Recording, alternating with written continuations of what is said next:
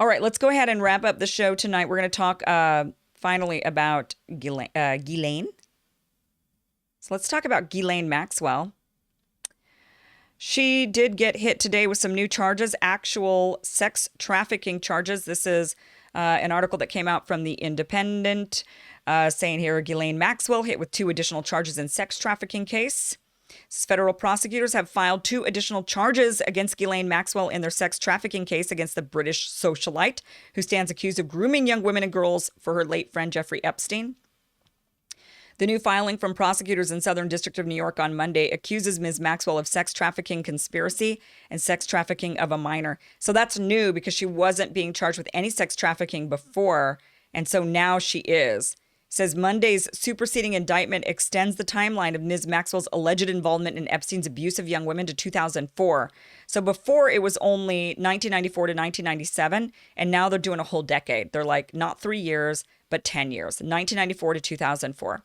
So it says between approximately in or about 1994 and in or about 2004, Ghislaine Maxwell, the defendant, facilitated Jeffrey Epstein's access to minor victims by, among other things, inducing and enticing and aiding and abetting the inducement and enticement of multiple minor victims. Victims were groomed and or abused at multiple locations, Monday's filings allege.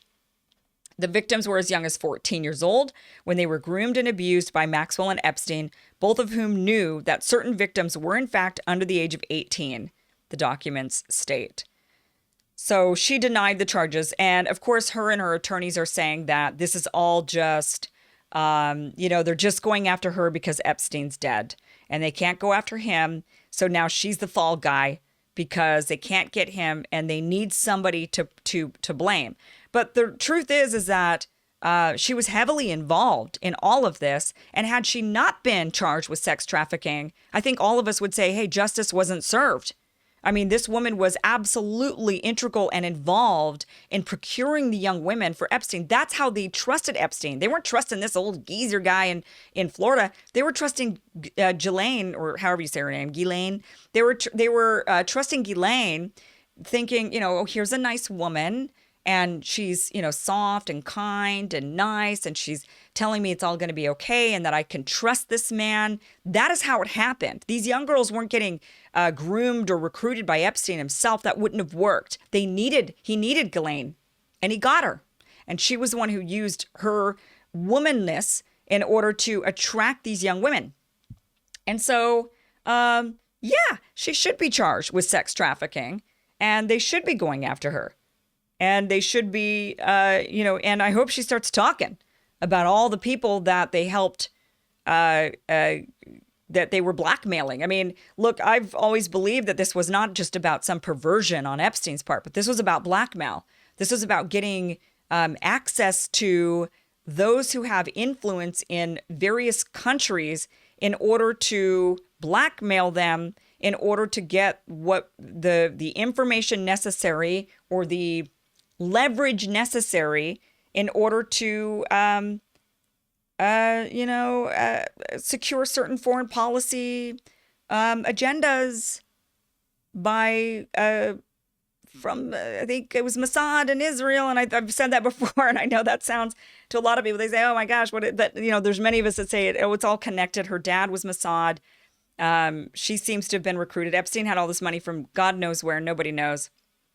And the people they targeted were all high profile people that had ties to the governments of these world powers who would then help, it would be one more leverage point that Israel could use in order to secure its security, sitting in the backyard of an area of the world where no one else wanted them. So it's very, top of mind is very much Israel's security is top of mind, very top of mind. If you've ever flown there, it's the wildest experience. When you're flying into Tel Aviv and you're about 30 minutes away, the pilot comes on and says, all right, we're about 30 minutes from Tel Aviv and we are entering Israeli airspace, and they take their security very seriously. So we're going to turn on the fasten seatbelt sign. And once the fasten seatbelt sign is on, you cannot get up. And if you do get up, we will assume you're up to no good, essentially. And we're going to have to divert the plane to a military area, and you're going to basically ruin everybody's vacation. So don't stand up when the fasten seatbelt sign comes on. And you watch and they reiterate this numerous times, like they can't stress it enough, like do not stand up. So Mossad is obviously on the plane watching, and you're looking for the person who looks suspicious, who might stand up, who might try to do something crazy while entering Israeli airspace. And also before you even get on the plane, when you're at the airport, they do an extra layer of security inside the airport. So you've already gone through airport security. And then once you get to your gate where you're going to board the flight to Israel, it's a whole nother level of security that is way more sophisticated than our airport security.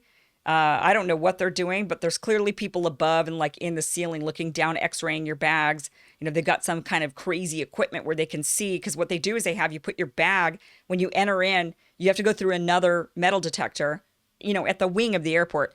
And you're going through, and then they tell you, okay, put your bag over there and step behind this yellow line. So you put your bag in an area, and everybody's putting their bags in this area, and then you step behind the yellow line, and you're just standing there, and you're waiting and waiting and waiting, and you've got, the TSA-looking people kind of walking around, and nothing really seems to be going on. And then suddenly one in their ear will get this kind of like, go ahead.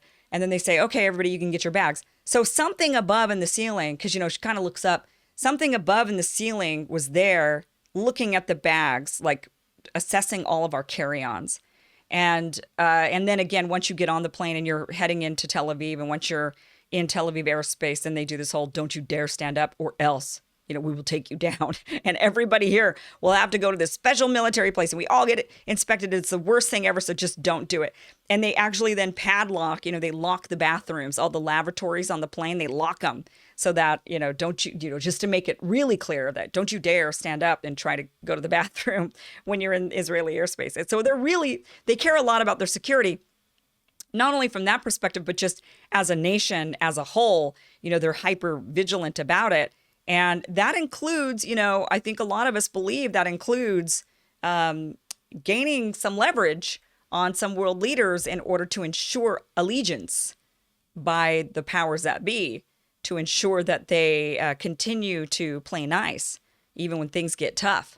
And I think a lot of us kind of think that. So I did a whole thing on that. I don't know if I still have it up on YouTube. I think I do. Like my whole Epstein, I put my Jeffrey Epstein conspiracy theory. I have it all at length. You can watch it, but that is still where we're headed on that. I still believe that. I still think that's pretty accurate. And I think that's why Ghislaine is more protected than Jeffrey. I think she knows less.